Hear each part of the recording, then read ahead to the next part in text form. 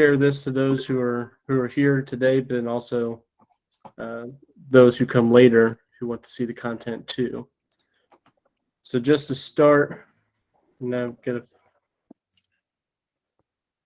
so this is our 765 series here at the Chamber of Commerce, and the 765 Power Series was really created with a focus to provide business leaders in the community with knowledge on various topics. And this one specifically is about leveraging social media, but we're hoping to get into other topics such as human resources for our local small businesses. That continues to be a challenge. Some topics even specific to human resources like talent attraction and retention, even HR policies and regulation, and then some maybe even state regulation that's changed since the pandemic that business leaders should be aware of.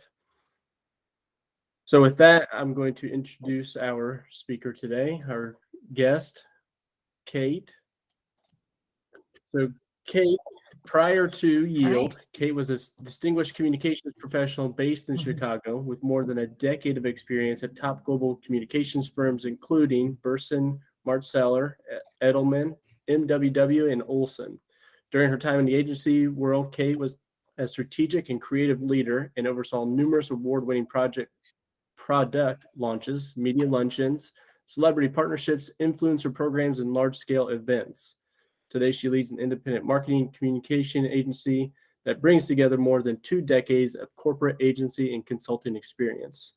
So with that, what an incredibly accomplished individual to share your time with us here in Tipton, because what we know is that the world of social media has changed the landscape of business and continues to change as we get introductions of new social media platforms, and then also the strategy at which people are leveraging social media to be successful. So I'm really excited to have you with us today, Kate, and really look forward to this conversation.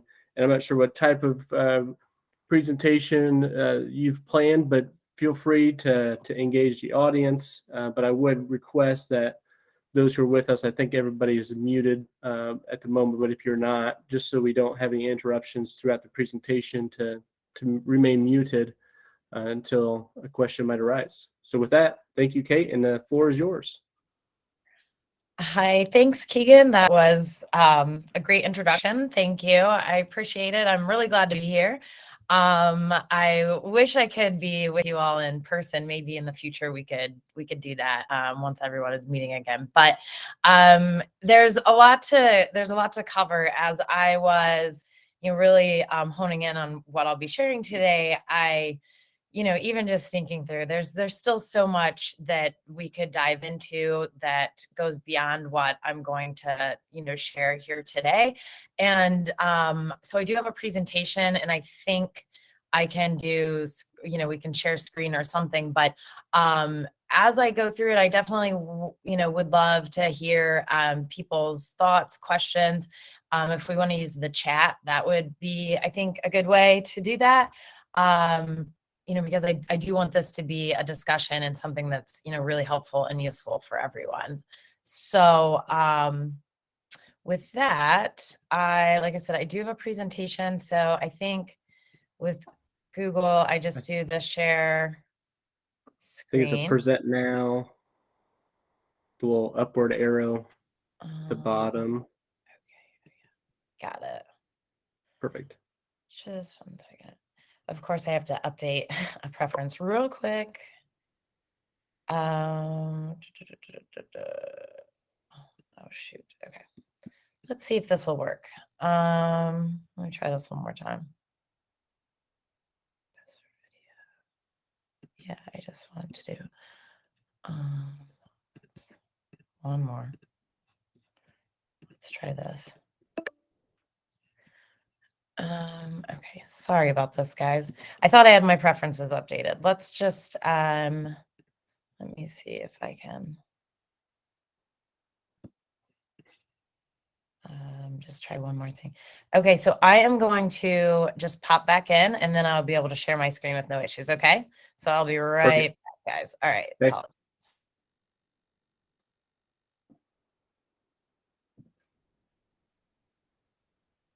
I appreciate yours' flexibility with, I mean, we had to shift this to virtual. It wasn't our intention to have you all virtual, but out of respect for our business owners in the community who want this content yet they can't sacrifice the time out of the office due to just the craziness of the world we're in at the moment. We've decided to shift it virtually. So appreciate you guys' flexibility with that. This is our first effort to do programming like this. So we think that that's potentially going to be an opportunity for us moving forward.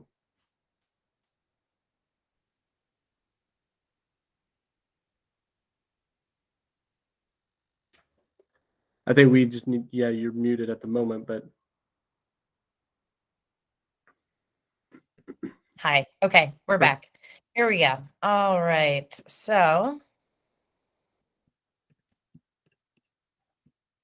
There okay. we are. Oh, finally. All right, guys. So, all right. So I'll just, kick things off here. Um, Again, thanks to everyone for being here.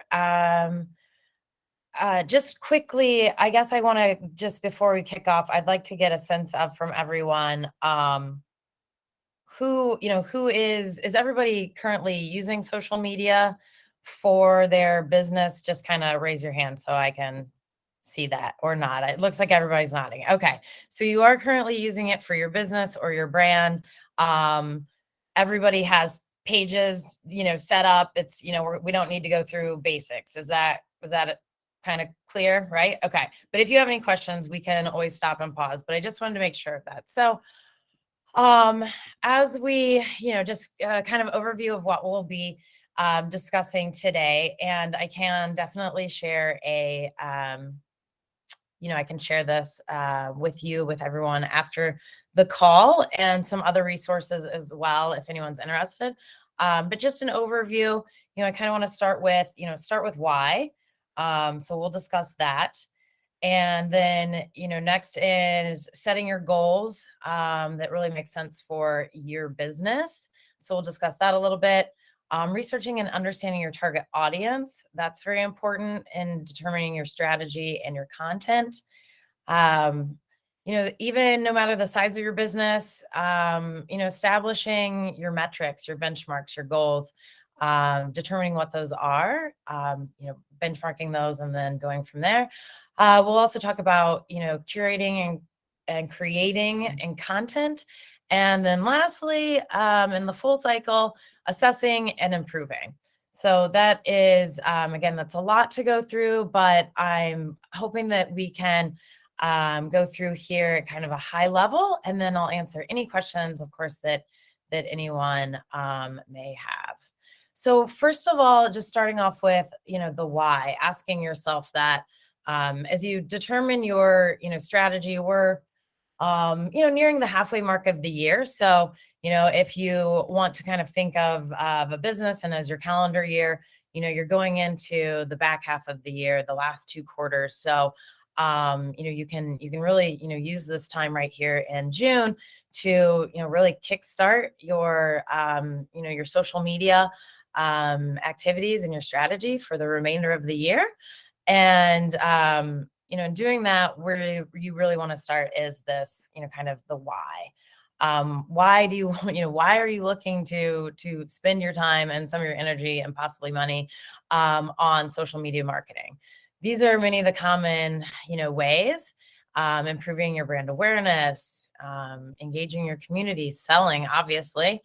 Also learning about how people feel about your product or your service, providing customer service. And then, of course, advertising and tracking that performance. Just real quick, I'd love to know, with that, so I can kind of tailor what we discuss. What, for the people here, are some of the reasons that you are using social media or you want to use social media? Can we pop in the chat, perhaps?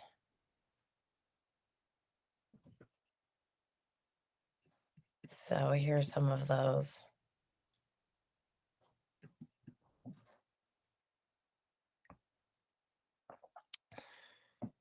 Okay, so we have mortgage lender. Yep, brand awareness. Keegan, is that for, the city, obviously, the county?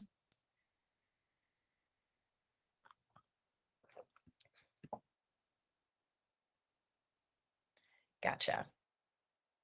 Okay.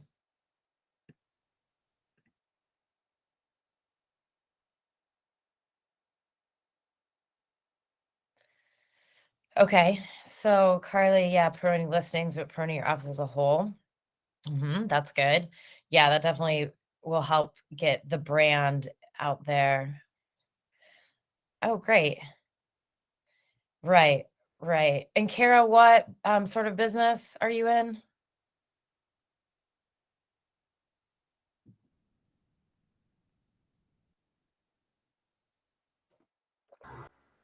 There, can you hear me? Okay. Um, I operate the local senior services organization for Tipton County. It's called the Encore Center. Okay. We use Facebook. It's free. We used Facebook before we had a website, before we had funds for a website many years ago. Mm-hmm. It is a great tool, but as I mentioned, it's a little tricky for us. We're kind of on I think the older population, anyone older than 60, it's kind of on the cusp of like some use social media, some don't, but we still see a value in it. Absolutely. Okay. Yeah, that makes a lot of sense. All right, good to know. Okay, so brand awareness, definitely some engagement. You want to develop that engaged community. Um, selling. I know Kendra's on here, so certainly selling product and services as well as the brand. Okay, great. So we'll just move on then. So some of the questions again, as you're laying out your strategy, if you're starting today or, looking to kickstart maybe on July 1st, these are some of the questions that you should ask yourself. What do you want from social first and foremost? Next up is, who are you trying to reach? Who's your audience? Who's your current client? Kara's got an interesting one where the client is maybe a little bit different from the audience. So who are you trying to reach? And they also might not be individuals. They could be other businesses. um you know Lisa's on here with Honey, so B2B, business to business. That could be, or other stakeholders, like other, perhaps nonprofits or organizations, other chambers, perhaps. And then thinking to yourself, based on now, what you want to achieve, who are you trying to reach, what platforms then are going to be most important. So, keeping in mind who your audience is, where, think about where they are. So those are some questions to ask. I always recommend no more than 3. As an individual, maybe even focusing, and, business owner, maybe just focusing on 1 or 2. And then ultimately, asking yourself, what does success look like? Like, what's going to really make you happy? What's going to get you excited? Is it, tons of shares? Do you want people really commenting and messaging? Is it, simply the number of likes, or, even something more than that? It's how many people click on, over to your website, how many people sign up for a newsletter, so really thinking about what does success look like for you? So strategic planning starts with our goals. We want to, in social media, typically there's, 3 kind of overarching big goals that we look at. And those are building awareness, increasing your engagement, and then driving traffic or actions. Now digging down into that, what does that look like? I'm just going to go full screen here for a while. All right, here we go. Let's see how this works out. Nope. Full screen. Okay. So our goals, again, increasing your brand awareness and grow your audience. What does that mean? We want to reach new people and gain more followers and connections. And you do that through authentic, value-driven content and engaging helpfully in online conversations. So that's growing your audience and increasing your brand awareness. That's one of your first goals. Then boosting your community engagement. If you already have a really large following and audience, you might be looking to go right to this step. But we know people like it when people, companies, brands, etc., engage with them online. So asking questions, starting a hashtag and using it, encouraging your users to use that hashtag, sharing their content and testimonials. These are all really great ways to boost community engagement. Don't ever forget that your current fans can really be your best cheerleaders. And within your own community, they themselves, can create a lot of engagement. So that's not something to overlook as well. Then our third goal, all in our sales funnel here, is driving traffic, generating those leads, and building your network. So building your email list or your contact list. So whether growing that list or bringing people in store, getting people to sign up for events that might be taking place, determine what your end goal is, and you'll create your content around that with a clear call to action to take that step. So before I move on, does anybody have any questions? If we want to unmute, maybe it's easier. Does all of that make sense to everyone? I have a question. As you're going through that, I'm making some notes, creating a hashtag or testimonials.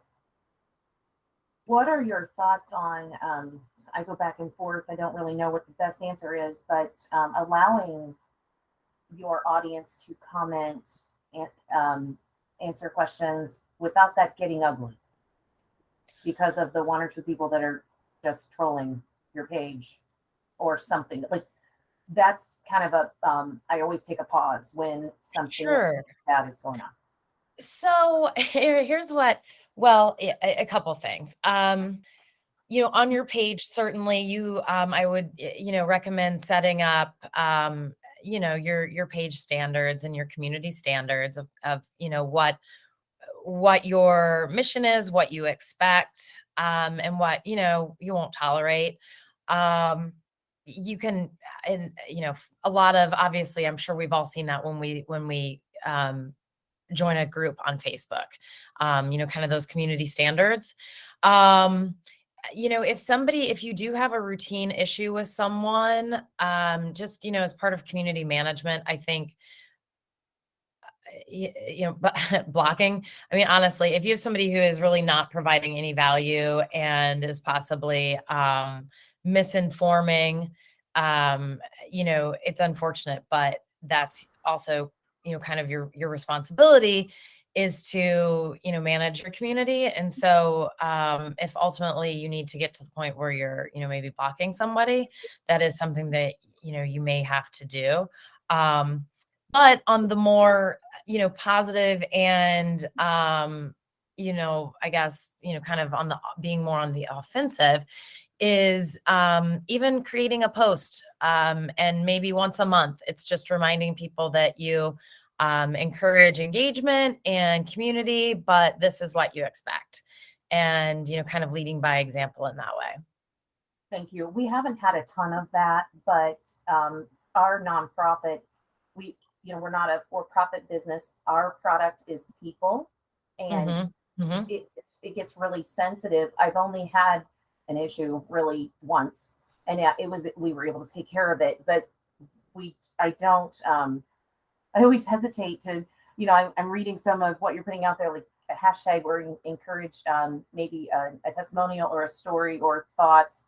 And since it's people, I'm like, okay, is that really something we want to do? Like, we had a mobile vaccine clinic going on that the State Department of Health wanted to do at our location. We advertised that was going on, and then we had anti-vaxxers commenting, and I'm like, oh my gosh, Yeah. That's not why we're doing this. So do you get why I'm asking?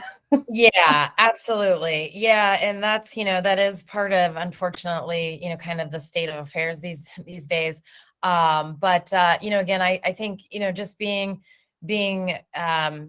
forward as in terms of what you expect. And then, at the same time, don't be afraid to moderate, and, you can hide comments, you can delete comments, you can restrict people, etc., if you need to. But, let's, we always try to hope for the best first, but be prepared. So, okay.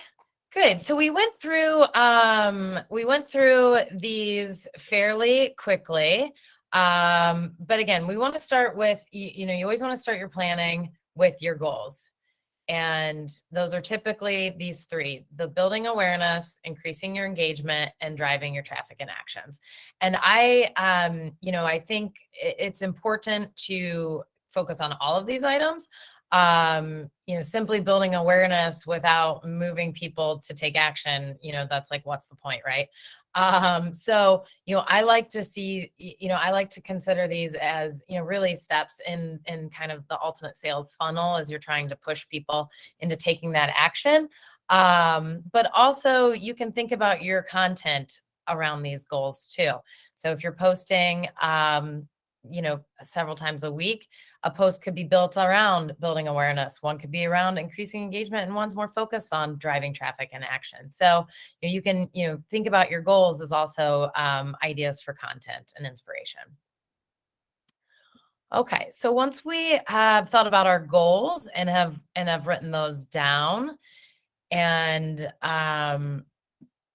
understood, what that looks like, then we need to get to know our target audience. So who are your current followers and customers? Who do you want to reach? And then where are they spending their time?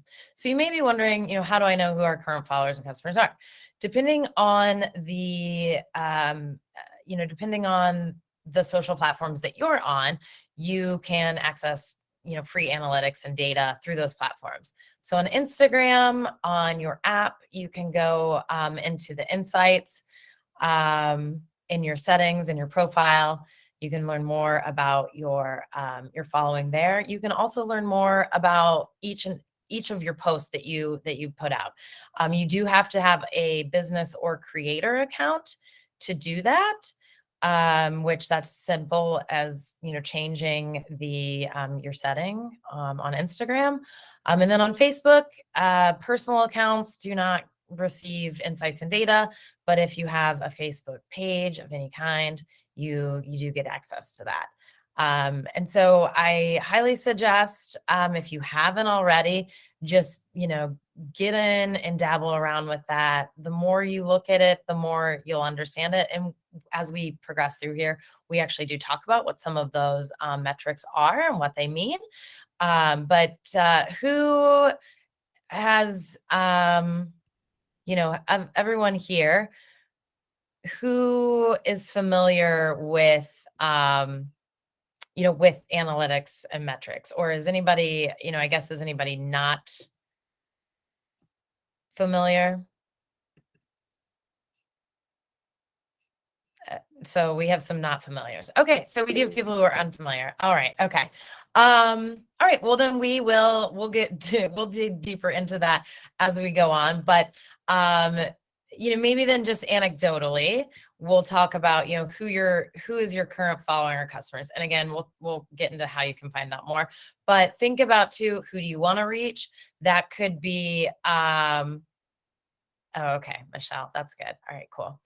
All right, get back to sharing the presentation. So, all right, thinking about who are your current followers, who do you want to reach? Maybe you right now have mostly people that are, just in Tipton, but you also want to get into, Hamilton County. So, or maybe you have largely female followers, but you want to balance that out and reach more men. Things to think about. Also, of course, age, income range, those sorts of things. And then thinking about, where are these people spending their time? So if you want to reach more, younger, maybe first time home buyers, perhaps, thinking about where are they? We know that they're most likely, are less on Facebook, more on Instagram. If you want to reach more, CEOs and C-level executives, they're probably not hanging out on Instagram, but they're going to be on LinkedIn. So these are things to think about. I think that, customer mapping or kind of personality profiling, creating, who your target audience is, giving them a name even, think about what their day is like. That can be really helpful. So if you have time, if you have a team, it's a really fun brainstorm kind of thing to do where, you think of, here, we want to reach, men in their 30s, who are, interested in, becoming more active in their communities. How are we going to do that? Or, we want to reach, independent retail business owners in the Tri-County area to, as a source of, another client to sell your product in. So thinking about who those people are, what their day looks like, what their, pain points are. And we kind of go into that here. So, use your available data and insight tools to learn more about who these people are. So on Facebook, through your business page, again, that would be your insights, and same on Instagram. If you have the mobile app, you can go to your profile page, and as you look at, there's just insights you can pull up, and it'll show you more about your audience, the type of followers you have, what they're interested in, all sorts of information. So take a look at that info so you start to get, an idea. I don't know if this will show up, but you can see here, this is on Instagram. This is ages, age range. You can also do by men or women, where people are located. So there's definitely some useful information in here. This is for one of my clients in Detroit. So, just play around in there, get to know who your audience is.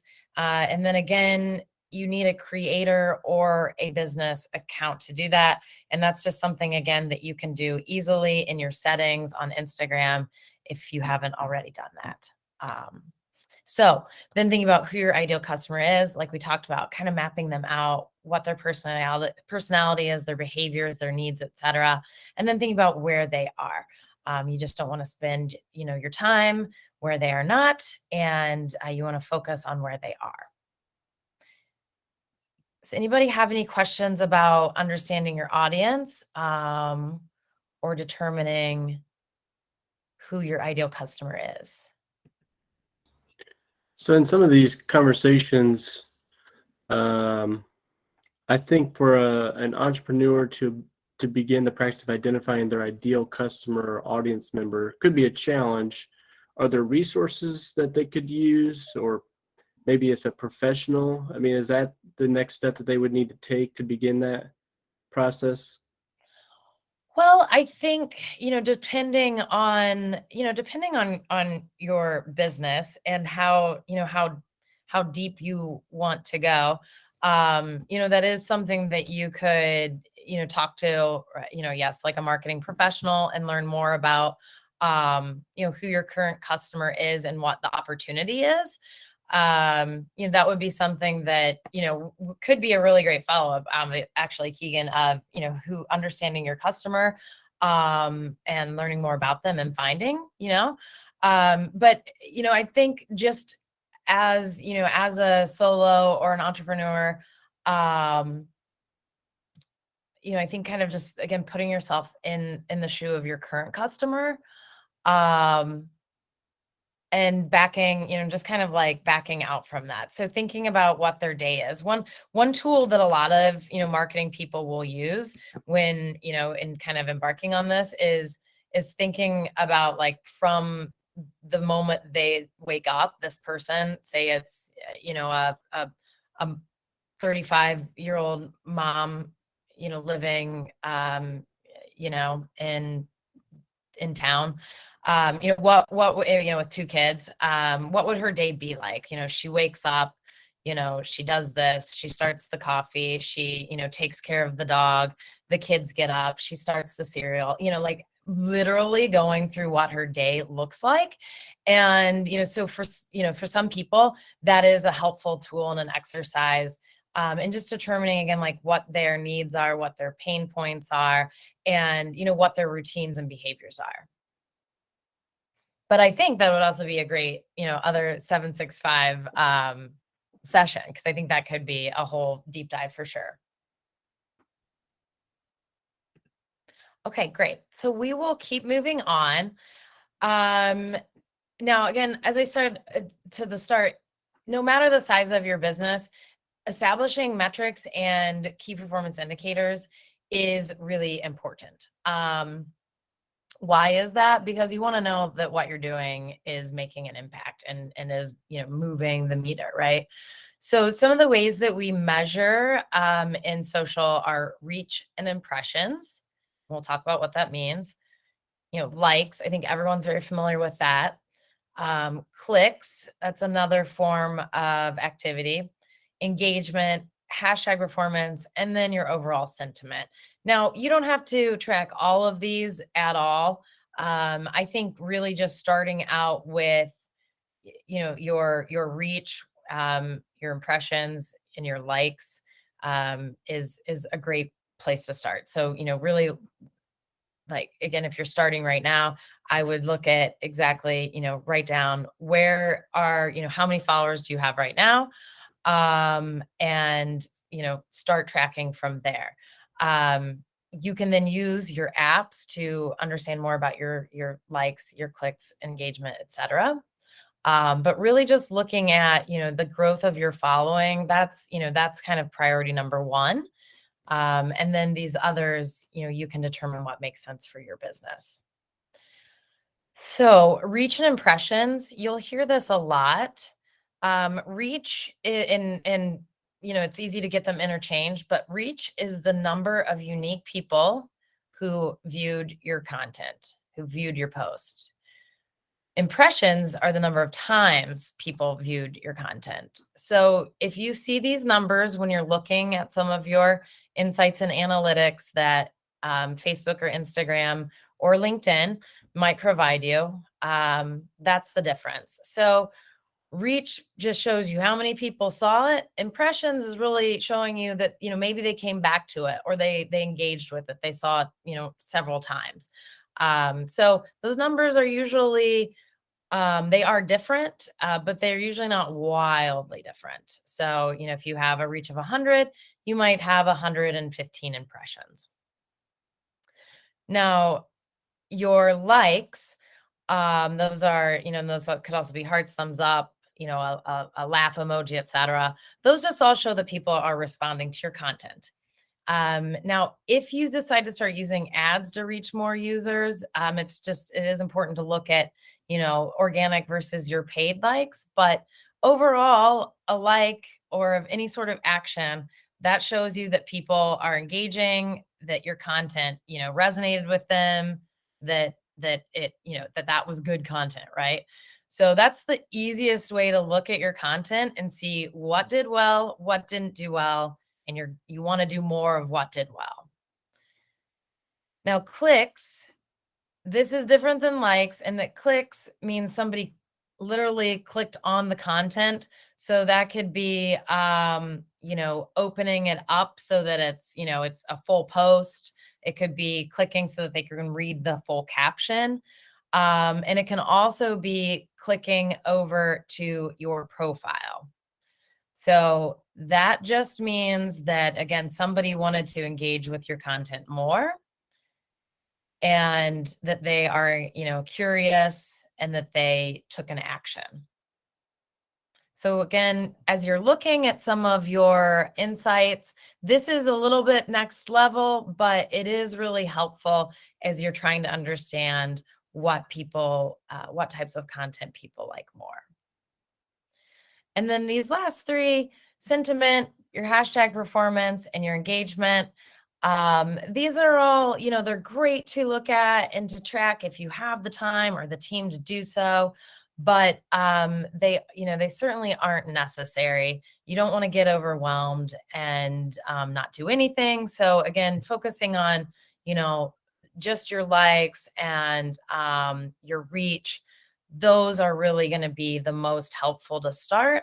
And then you can kind of add in these other tracking metrics as it makes sense for your business.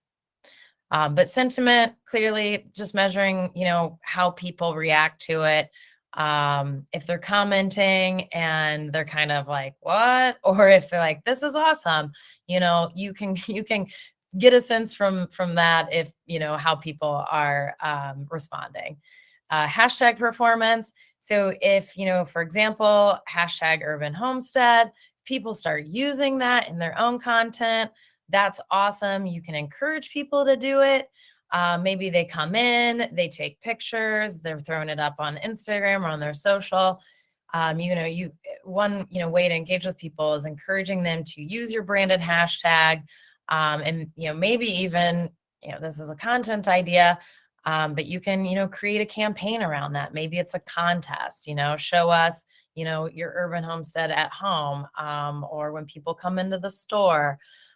So there's all different ways that you can use a brand hashtag to one, engage with people, but then it's also trackable. Hashtags are always trackable. You can click on your hashtag and you can see how many of those, how many people have used it, what sort of content they've used in relation to it, or they've posted in relation to it. So, hashtags are a whole other element, especially a branded one, but definitely something to explore. And then lastly, engagement.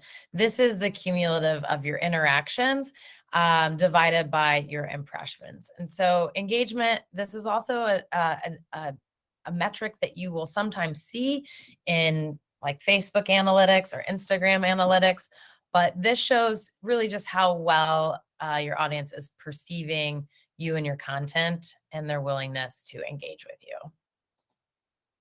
So again, this is a lot of metrics and key performance indicators, but this first page here is what I would encourage everyone to just start with.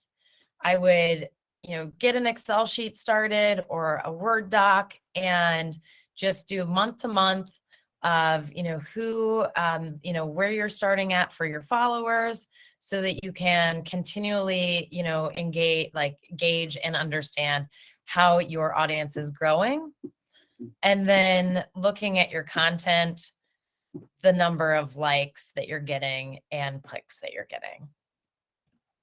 And really tracking each of these is not necessary. I think as a business owner, you can simply look back through your content and you can see kind of big picture, what's performed well, what didn't perform well, and get a sense from that high level of this got 50 likes, this got 5 likes. Why? What here is different? Was it that it was that it was a video instead of just a single photo? Was it the time of day? So just looking at your content overall from a like perspective, that I think is really, again, as a small business owner, the best place to start. And then you can start digging into these other metrics. Okay. So I think that we're probably all most excited about creating our content and knowing where to get it, right? So we started out with understanding, what our goals are, increasing awareness, engaging your community, and then driving traffic or driving that interaction or that sale, that activity. And then now we want to create content that is going to resonate with these folks. So how do we do that? You need to know your voice. If you are an individual, that, could be who it should be, who you are. But of course you can have, a public persona or a professional persona. If you are a, real estate agency, understanding, developing that personality. So Carly, as you said, like the office more so than just the listings. So thinking about what your personality is. Are you kind and helpful? Or are you more, short and to the point? So think about what you want to, how you want to present yourself. So know your voice. So think about that. And then with that kind of comes determining your themes. What makes sense for you or your company to talk about? If you are in real estate, it makes sense for you to talk about housing. It makes sense for you to talk about interiors and exteriors. It makes sense for you to talk about, working with, experienced loan officer. You can talk about your neighborhoods, schools. Like, I mean, there's a lot that makes sense for you to talk about. So think about your themes. It could be community, it could be listings, and then it could be agents. And those are going to be your 3 content themes, your 3 pillars, if you will. For retail store, it could be, interior design. It could be, home design, tips and hacks. And then it could be, behind the scenes. So think about what your themes are going to be, what makes sense, and consider what your audience is interested in and wants as well. What makes you an authority? So that's also a really good place to start as well. Like, what do you know best? What are you an authority on? And stay within that. So, it wouldn't make a lot of sense for, we'll use a new as an example. It wouldn't make a lot of sense for a new to perhaps, share a recipe, but it would make sense for them to share a roundup of their favorite restaurants, in, their favorite restaurants in town. Right. So, those sorts of things. So thinking about that, restaurants are important because that's what home buyers and that's what, residents are looking for. So think through, what makes sense for your audience, what makes sense for you as a business or as a professional. And then, of course, the topic that makes you an authority, that is also something you should always be talking about. And then, no, that's absolutely great, Kendra. So is it wrong to add personal content? No. So types of content, they should lean towards being more informational, creative or helpful. So that's like when you see, like try this new hack, or you'll never believe this trick to do XYZ, and entertaining. You want to really limit hard selling in your content. But showing the personal side is always great. People love behind the scenes. Anytime you can kind of, show really organic, like of the moment, even if it isn't of the moment, but looks of the moment, content, people love that. So yeah, personal is always great. Behind the scenes is always great. And then, again, things that are informational, as it relates to your business, as it relates to your industry, things that are creative or helpful. And, of course, things that are entertaining. People want to be informed and they want to be entertained. That's why they really come to social media. So keep that in mind always, when you think about posting something. And then, of course, just kind of like those of the moment, those personal behind the scene things. People love that as well. Showing your face as a business owner, showing your face is huge. I highly recommend that. People want to have, that feeling of connection with the businesses and the people that they operate with. So certainly, spotlighting agents, spotlighting small business owners, Kara, spotlighting some of your colleagues, or families, perhaps, whatever is appropriate and allowed, but showing the people behind the brand, behind the company, is always recommended for sure. All right, so more ideas for creating and curating your content here. You create a content calendar and a resource hub. This is, that's awesome, Kara. That's great. So creating a content calendar. I will share this with everybody after the meeting if you just want to email me, and I'll also share this entire deck. Or if there's a better way, Keegan, you just let me know. But I'd like to share this deck as well as this resource of a content calendar template.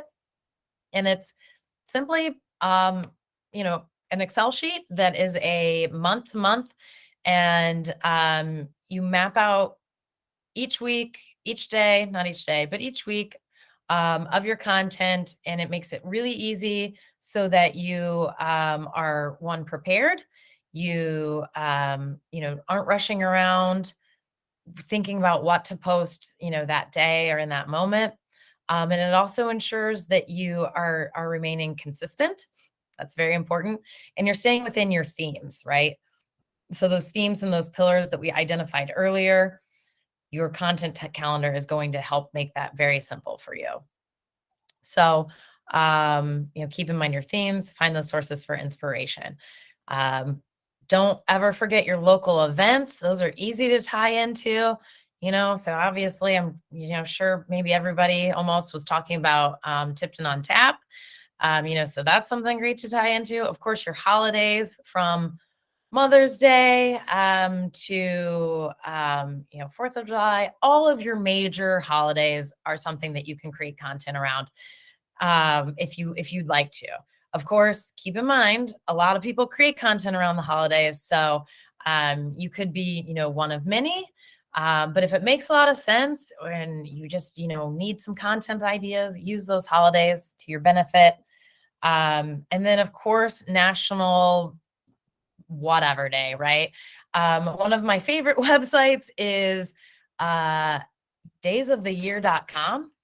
And let's double check that URL real quick. But it literally provides you with, those Hallmark holidays, if you will, or those, national whatever holidays. So check that website out, or you can even just Google days of the year or what, there's several different websites. You'll find one that you like the best. But, as you're planning out your month, scroll through there, get some inspiration, things that you might not even think about. Like there's like a clean off your desk day. That could be fun, for the chamber, as a reminder to everybody of the benefits of, clean desk, clean office sort of thing. Or there's, National Candle Day, things like that.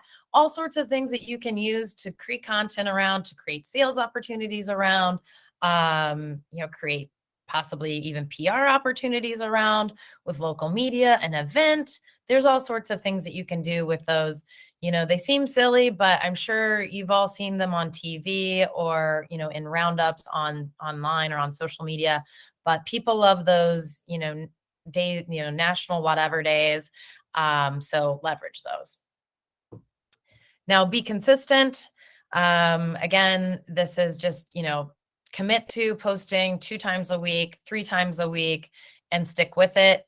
And try to remain on a schedule. That would also connect back in with your audience. If they are, weekend warriors, and they, are shuttling their kids around to all sorts of tournaments, etc. Maybe the weekend isn't the best time to post. But if they are, maybe, less, if they're, grandparents and they aren't going to be as active, or their kids are older, etc., and they have more times, the weekend could be the perfect. So just thinking through that, of when makes sense to post, and just stick with it. Also, what makes sense for you.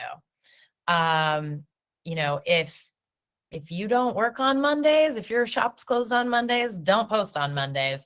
But do on Tuesdays, Thursdays, and Saturdays, for example. Sorry, we've got some questions here. I don't want to miss anything. Okay. So we'll go through that. And then lastly, be timely. You want to determine, again, when your audience is online, but also, as you're online, if you see new trends or memes come up, and if you like it and you think it makes sense for your business, don't be afraid to like jump in on those and kind of tap into that, with those like of the moment type of content. So, being timely, people, that can also be just a fun way to create new content and connect with people.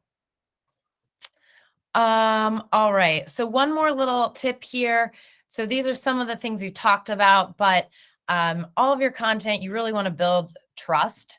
And one of the ways you do those, or three of the ways you do that, being you, showing up as your authentic self, sharing testimonials from your past customers or clients, or current family members, etc., current chamber members.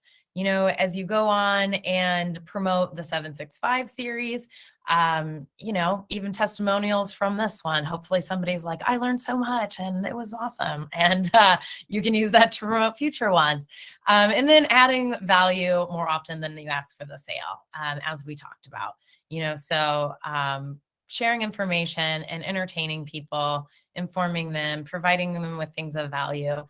You want to upload, or you want to front load your content in that and reserve the sale, for maybe one post a week, or your call to action to some sort of sale. That's a third of your content within a post. So some things to think about there. Okay, so we'll pause here and answer some questions, because we're pretty much about to the end here, where we're just going to assess and improve, which is pretty straightforward. But we'll go ahead and answer some questions. So, okay. We'll start here at the top. Okay, so Carly asked about mentioning hashtags. What are the purpose of them, and if they are useful? Are they better on one platform over another, etc.? So I will just, go here. Okay. So for hashtags, yes, they are useful. The purpose of them is for discovery. In Instagram, you may have noticed a post will appear in your feed, and you're like, where did this post come from? I don't follow these people. It is most likely from a hashtag that you have liked in the past, or that you are following, or you have searched for. So hashtags are all about discovery. Yes, they are useful. The latest I saw in terms of hashtags, which is so bizarre, but on Instagram, that said you get the best engagement with using one hashtag or more than 14. So, go with that what you will. I think I typically like to go with more. And let's see, did we talk about the hashtags here? Oh, yes. So I'm just scrolling back up here, hashtags.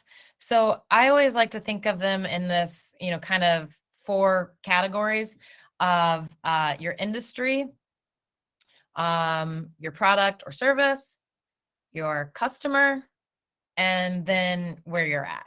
So for real estate, that would be, obviously hashtag real estate, realtor, real estate agent. And then, those are broad ones. You don't want a ton of broad hashtags. You really want to be more focused. So then your product and service, of course, so new homes, new construction, commercial property, those would all be relevant hashtags for real estate. Your customer, so that could be, maybe, I don't know, Tipton moms, or, any sort of like who your customer is. First time home buyer, that's a broad one. But again, we want to think about broad and then go local, and more, centered on who your specific audience is. And then of course, location. So Tipton County, Hamilton County, Noblesville, et cetera, et cetera, et cetera. Indy, Indianapolis, Indiana, Hoosier, all of those are, location specific. hashtags that would make sense for, I think the folks on this call. And also a great thing to do.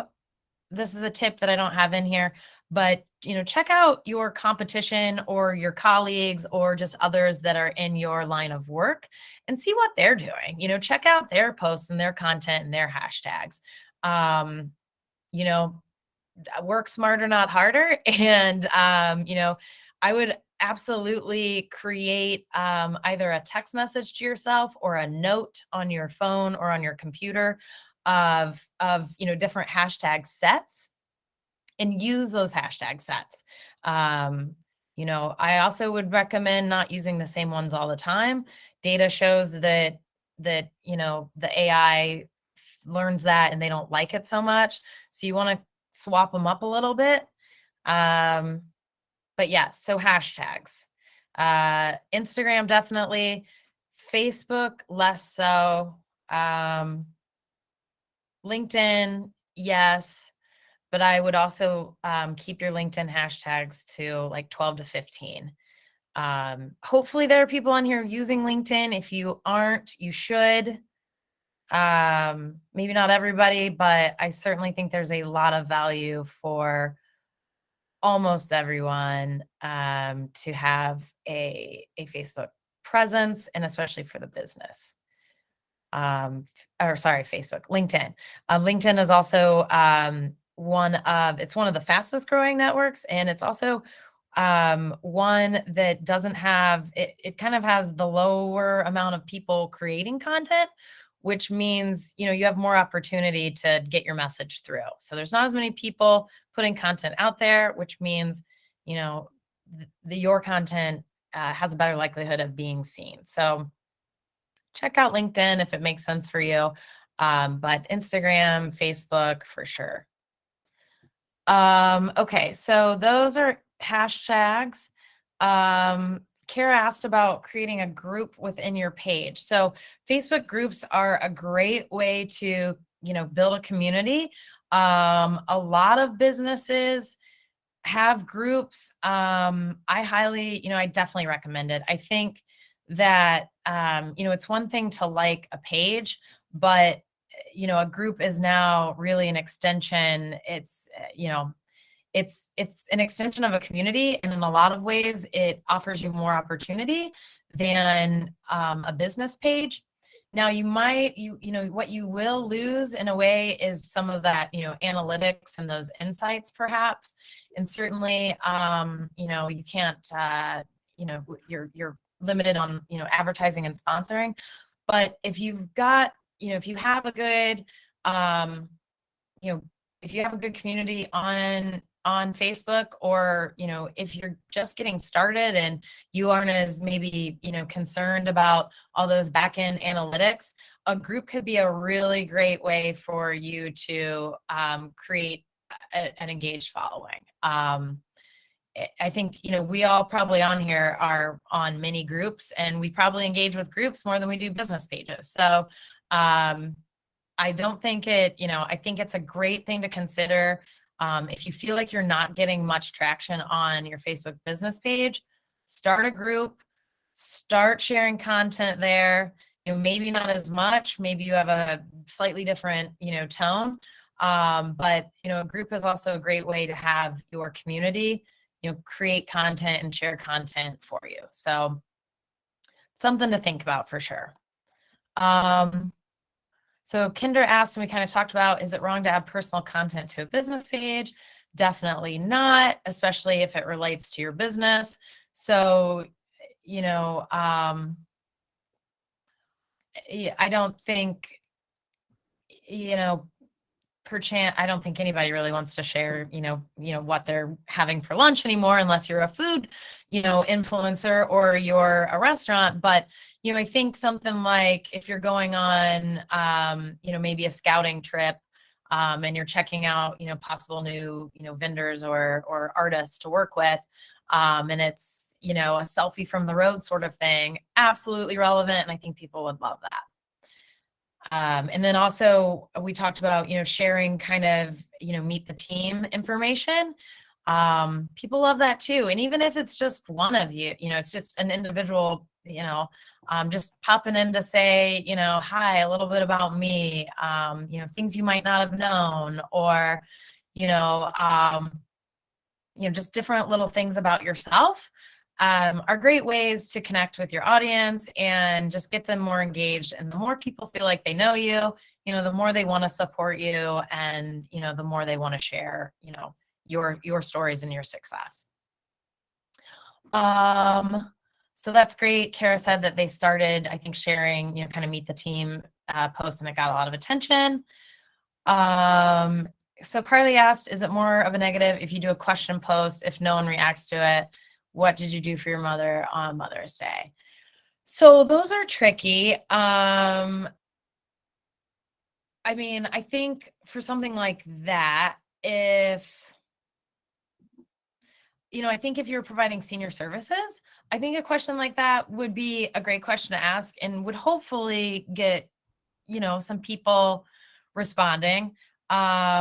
Especially if it's tied with, again, let's talk about Kara, like, maybe it's a post of, here's a way we celebrated some of our residents or some of our clients, on Mother's Day. We really enjoyed, celebrating them, et cetera, and close it out with, what did you do, for your mother on Mother's Day? That would be a super relevant post for that sort of clientele and that business. And hopefully you would get some feedback. And if you didn't, that's just, especially if you're just starting out, I would expect that. But for, possibly for a new, if you were asking, if you were asking the question of, what home improvements do you plan to make this year? Or, maybe it's more of, looking to understand what people want to know more of, like, what area of town are you most interested in, or what area of the county, would you like to see more properties from, things like that. Hopefully people will, kind of start weighing in and responding. So I don't see it as a negative, but it might just take some time to get people, like, interested in responding. And then, sometimes you might just need to, have your friends and family start the conversation for you, and, and kind of just continue to build. So, you kind of will know your audience. If they like to, engage, they will, and they'll, kind of get involved. But, I think, throwing in some questions, maybe a couple times a month, see how they go. And then also kind of switch up, like, how you do your questions. So maybe it's just like a this or that, or like, do you, are you, burgers or dogs, I mean, that's not relevant for a new, obviously, but, maybe it's just like city or country, town or country, which are you, weigh in below, you can do stuff like that. If you really want to incentivize people, then maybe it's like, weigh in below, we'll pick somebody and you get, $5 to Quick Cup, something like that. So, have fun with it for sure. Hey, Kate, I know that we've hit our 1 hour mark. And so I just want to be mindful of your time and the other people on this call. So if the group is okay, we can, at the chamber, we can document these questions and try to communicate those to Kate if she's got time to answer those for the group, provide those answers to you. And then also what the chamber can help do is communicate with Kate and get the slide deck that you have here that I think everyone would be interested in seeing. And then also that Excel content calendar. Yes. I think so we can help distribute that to the group. I think that would be a great way for us to follow up with this recording to everybody as well. That's to great. make sure that, we communicate. I mean, this conversation has been fantastic because it's really, at the real meat of the conversation of content strategy and audience, understanding your audience and demographic there. So I think that, and you said facetiously, I think that maybe there's another opportunity for a 765 iteration of this, but I truly feel like you've really started to tap into some unique conversations that are important that I don't think that a lot of us in Tipton spend time exploring as it relates to content strategy. But again, I do want to be mindful of everyone's time and make sure that we keep that 1 hour mark. But I do want to thank you, Kate, for spending your time today with us and imparting some of this, some of your experience, no doubt, over the last several years in this communications industry. Absolutely. Well, thanks so much for having me. You know, I'm happy to continue if we can, but if we're ready to wrap up, we absolutely you know, can do that. And then, like you say, you know, feel free, you know, if you post these, Keegan, however you'd like, you know, I'll try to definitely get back to everybody. But yeah, and hopefully we can explore a follow-up session. So I'll leave that up to the group. For those who I have to jump off this call at the moment. And again, this assumes, Kate, that you're capable of sticking on for a couple, 10 minutes more or so. But if you have to leave, feel free to disconnect at this time. Otherwise, we'll continue to remain on here and capture this dialogue, because I think Great. everyone seems still pretty engaged here. Yeah, that's great. Yeah, I definitely do. And I don't want to take up anyone's, you know, time if they need to go, but, yeah, we'll just finish through with these questions here. And just real quickly. So Carly, you said you've had trouble getting testimonials, from clients. So, you know, for a new, you know, I would, you know, say obviously the agents, you know, hopefully could glean some of that from their clients there. But more so if you're looking for ones online, or I'm sorry, like through, you know, maybe through an online means. I mean, reviews are something that, you know, Facebook, I think, thankfully has taken away. But you know, other than, you know, asking people to, you know, maybe drop you an email or drop you a line, or, you know, maybe encourage them, let us know about a great experience you had. You know, sometimes obviously people will do that on their own, but, you know, other times you might need to encourage that. So now with that thought, and this is something that I do have in the slide deck, but I have a note here, you know, not to forget about Google. So this won't make sense for everybody, but for those of you with, you know, a physical business or a physical location, claim your Google page, your business page, if you haven't already. Where do people go to search? They go to Google. And if you aren't on Google, they can't find you. And Google has made it really pretty easy for business owners to manage their page. You need to claim your page. It's a pretty easy process. If you have a physical location and a phone number, it's super easy. It should be very quick for you to do that. But, you know, claim your page, get on there, you know, get your business photo up there, get your hours listed, etc. If you have hours, if you don't, that's fine. But that also, Carly, to your point about testimonials, that's a great way to capture testimonials, because you can just drive people to Google and they can, you know, leave you stars and then easily leave you reviews. And that not only is great for the Google and the search engine, but it's great for you as well, because then you can, you know, copy those and turn those into pretty social media graphics.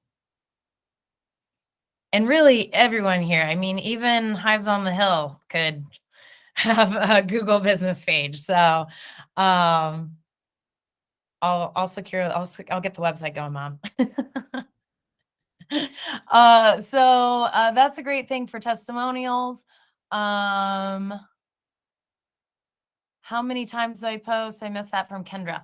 So I recommend, I mean, I get if you can only post once a week and only twice a week, etc. But for all my clients, I recommend 3 times a week.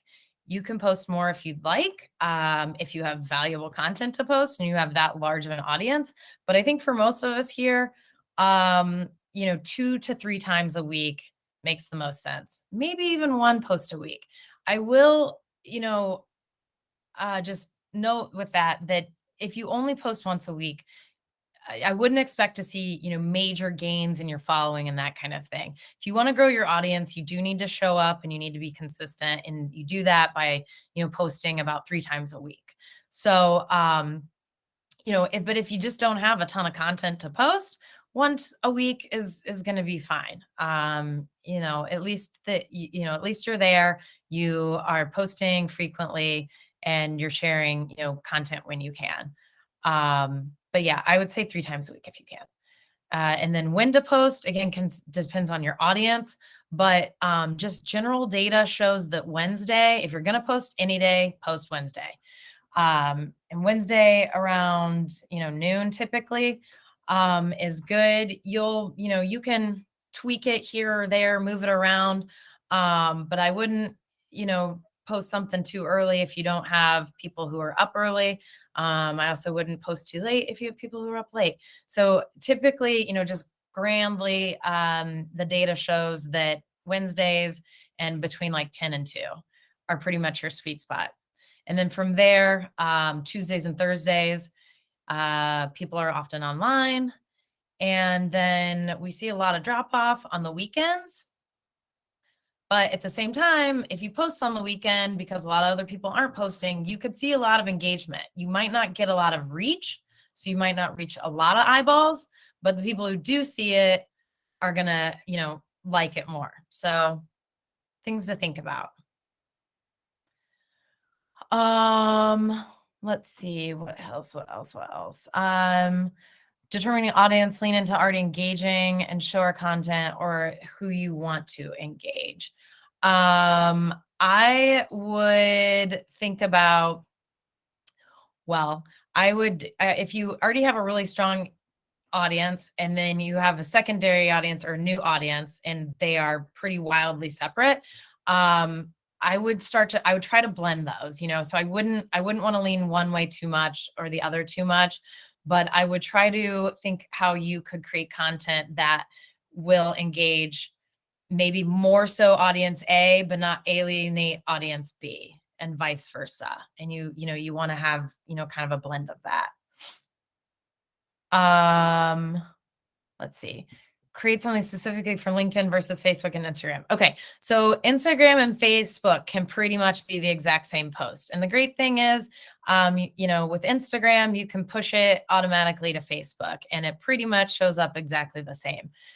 You will need to go in and, fix or correct your, if you @tag somebody, that @tag does not often translate from Instagram to Facebook. So you'll want to go on Facebook and clean that up. And then also you can use up to 30 hashtags on Instagram. If you do, you will want to get rid of some of those hashtags on Facebook because it just looks like a mess. If you've ever seen a Facebook post with 30 hashtags, you're like, what's going on here? So what you might see, people do this on Instagram. They will create their caption and they'll put maybe like 5 or, maybe 5, 12, maybe, 12, 15 hashtags in the caption and, in the post. And then they will go and they'll comment on their post with more hashtags. So that's a strategy some people do. So it's something you could do as well if you'd like. Let's see. And then with LinkedIn, typically I think it's just small tweaks for LinkedIn. So, you're going to use more emojis probably, and maybe just a little bit of a lighter, more fun, young tone on Instagram, than you would on LinkedIn. But I don't believe in creating wholly different content for LinkedIn. I think you can take your exact same post, your image, your video, whatever. You can take that and most of your caption, your text, and it will translate over to LinkedIn, but you just might need to make a few tweaks. So, but yeah, I think, use that content across all channels with just mild tweaks.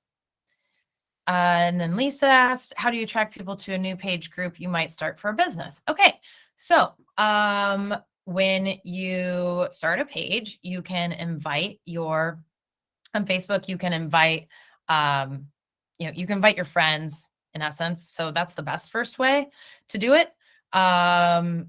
It literally through Facebook, you can invite, it's gonna make me sign in here.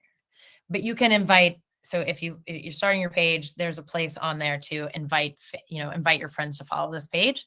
Depending on if you're using like Facebook Business, or even just your kind of basic Facebook page, you can invite people that way. So I would absolutely do that. You could invite everybody, or you can invite just people, just people who are in Tipton County. You can invite people who are in other groups that you're in. So maybe you're not even, they're not nearby, but they're in a shared group. So like the Central Indiana Beekeepers group, you can invite people who are just in that group to your page versus, everyone that you know.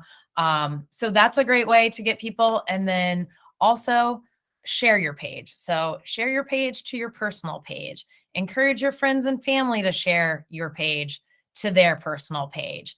Other ways to get people, like for Kendra in store, I would definitely, have little things, maybe, by the register as people are checking out, like us, follow us, etc. You may already have that, but those are all great. On your sandwich board outside on the sidewalk, little follow us on Facebook sort of thing, or like us and show me and you get 5% off sort of thing. That's something that you could do. If you have an email list, maybe if you have an email list, of course, utilize that. If you are a restaurant owner, I would put it on your receipt, on your chit, on your bill when it comes to you. So there's all sorts of ways that you can market your Facebook or your Instagram or your LinkedIn and encourage people to follow you there. So think about all the ways people see your business. It could be window, it could be a sandwich board, it could be a checkout, it could be, on all of your email signatures. That's a great place if it's not already there. So, business cards, people do that. Anything that you create as a piece of, material, a flyer, etc. So all good ways to get people to follow you there. Consist with frequent posts. Does that mean consistency with frequent posts? However, does that mean at the same time too?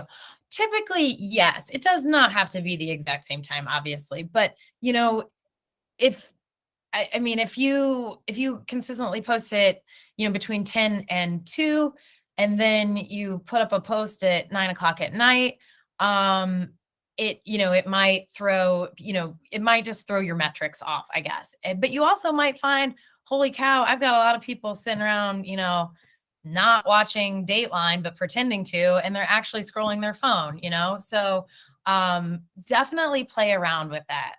Don't just stick to a certain time. Feel free to play around with it. But then if you find like, holy cow, I got crickets on this 9 o'clock post, well, you'll know, let's not post at 9 o'clock anymore. So yeah. But guys, I think, that's pretty much it in the presentation.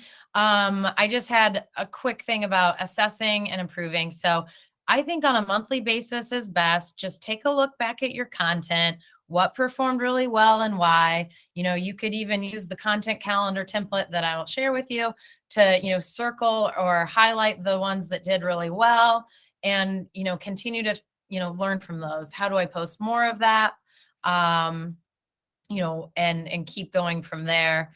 And then of course, Google, and then that's really it. So yeah, I've got my contact information and social links in in this presentation. And I hope everybody, follow, connect with me, and we'll stay in touch. But yeah, any other questions before we go? For now. Again, I want to thank you, Kate, for joining us. Certainly having someone of your caliber to come in and impart that type of wisdom on us and share some of your experiences invaluable. So thank you for that. And then thank you to all of you who have joined us today. Again, this is our first effort to do a digital, a virtual offering like this. I think it went really well, and based on the engagement in the chat room, obviously the content was of interest, and we look forward to sharing this with you all. So we'll communicate with Kate and get that information that she committed to sharing and distribute to everybody. But otherwise, we'll end this recording and distribute this as well. And I just want to thank you all for joining us, and have a good rest of your day. Thanks, everyone. Bye.